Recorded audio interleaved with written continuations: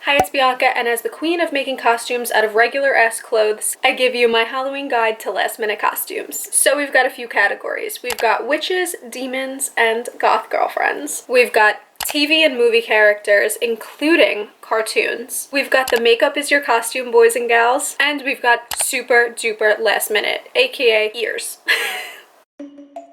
Now, we're starting off the first category of last minute costumes with a blend of all three edgy looks: a witch, a demon, and a goth gal, Nancy from The Craft.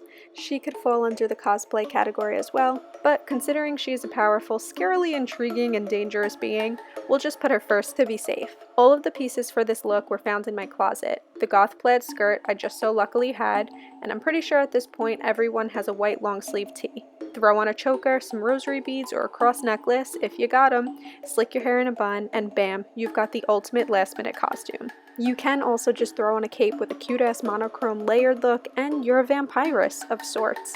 This look was from my wearing a cape every day for a week video, and I found myself obsessing over how well the red velvet cape matched the small dragon detail on my crop top. It's simple. Nobody knows what your costume is exactly, but they know you look cool, and that's all that matters. The category of witches could stem so far, as witchy looks can be pulled from your closet or drawers or even quickly at your local mall. I think creating looks based off of clothes and fashion rather than an actual mass-produced costume is the way to go, always. But specifically for a last-minute ensemble, it makes you look like you've got it pulled together when you're actually fumbling in your room for the last 3 hours trying to look reminiscent of a Supreme. If you're lacking inspiration by pulling dark colors and lacy trims from your closet, you can always copy iconic witches. We dove into Nancy from The Craft, but here we have Jillian from Practical Magic. This DIY is perfect for some last minute witchery because it's super whimsical. It really gives off a semi-cottagecore aesthetic to your traditional witch costume you see on Halloween. Instead of leading with goth vibes, you can conquer with a bohemian skirt and convince the crowd you're a witch with the way you style your hair and accessories. Staying on the witch course, a cloak with some leather pants is pretty accurate if you've run out of iconic witches to portray.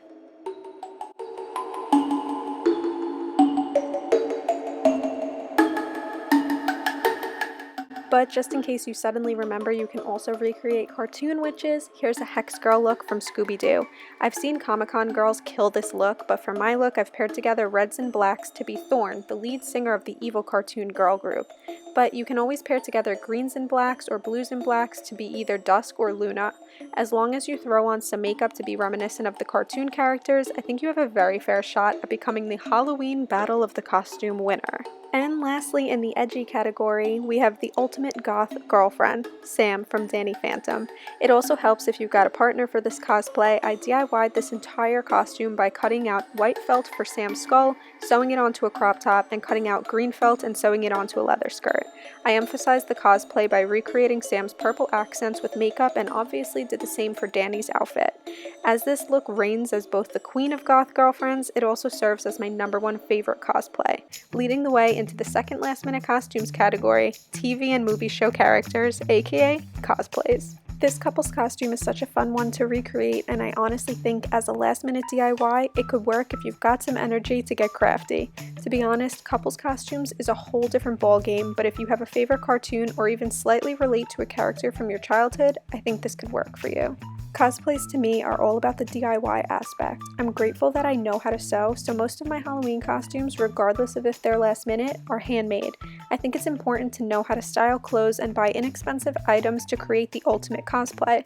For this next idea, you can be Sabrina Spellman from The Chilling Adventures of Sabrina, but you absolutely can also be Sabrina Spellman from Sabrina the Teenage Witch if you're into a more 90s look. I bought this red blazer from Goodwill and found myself sewing on long white lace trim onto the sleeves and neck neckline to make that proper, preppy, schoolgirl attire that she constantly wears throughout the show. The most important part of this look was making sure the cosplay was easily recognizable, and I found that the only possible way was to get creative, so I encourage you, if you need that last minute push, to look within yourself and see what makes you the most excited and be that.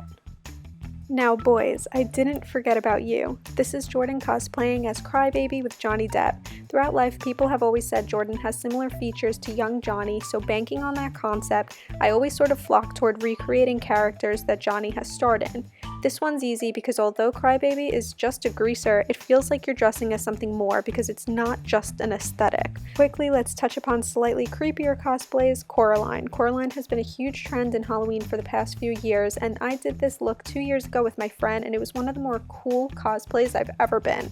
I'll get more into it in the next category though, because this costume is predominantly makeup. Another fave costume is dressing as the male main characters, but making it slightly more girly.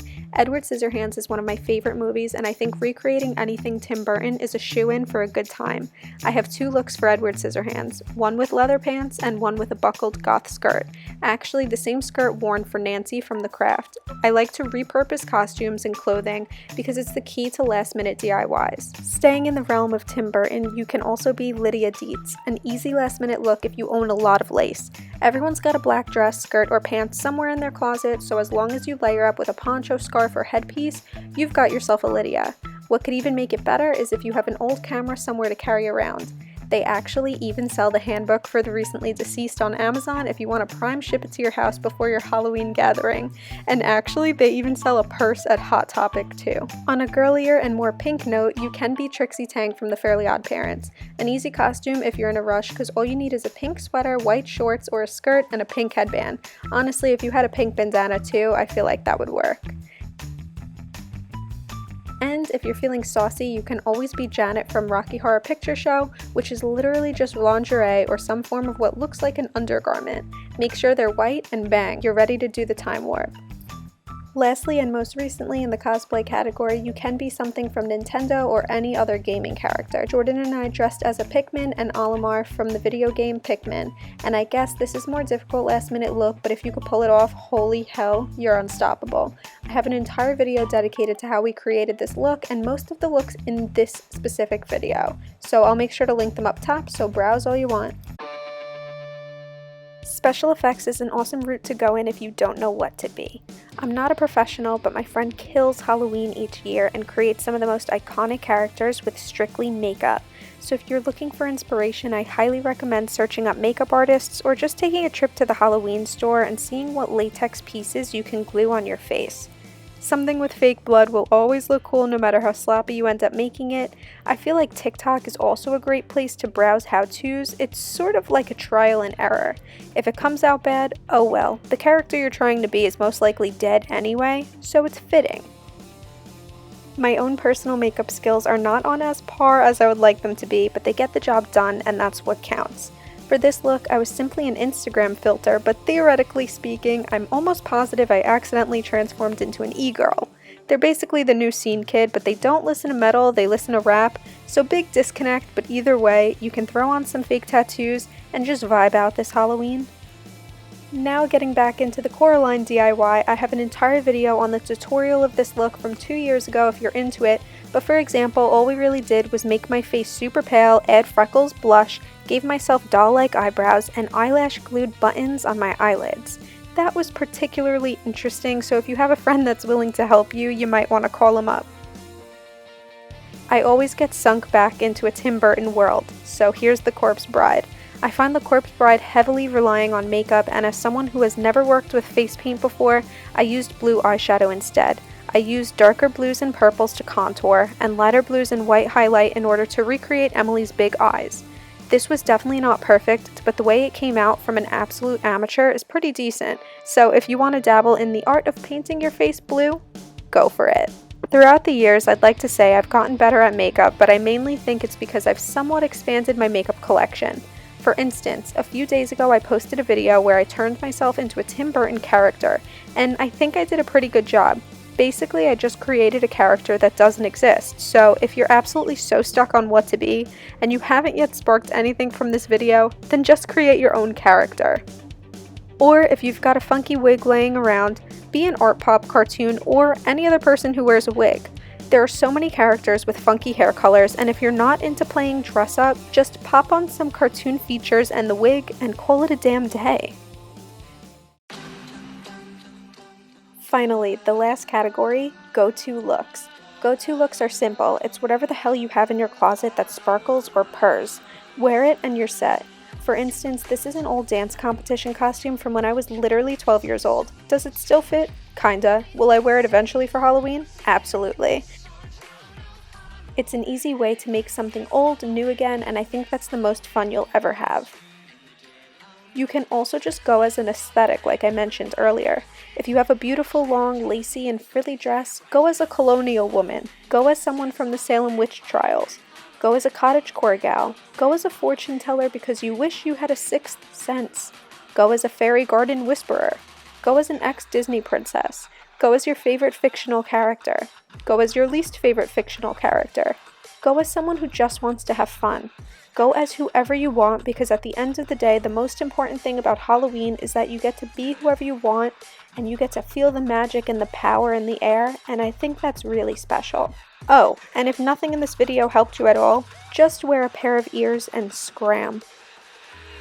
So I really hope that you guys got some inspiration, some DIY magic from this video, and if you're inspired by any of these, please let me know in the comments, because it makes my day when I see that you guys we're like feeding off of each other's energy. It like really hypes me up. I hope you have an amazing Halloween, and without any further ado, if you like this video at any point, please give me a thumbs up, subscribe down below, and follow me over on Instagram, and I'll see you guys tomorrow in my next Vlogoween video. Bye! Town we call home, everyone hail to the pumpkin song. In this town, don't we love it now? Everybody's waiting for the next surprise. Skeleton Jack, my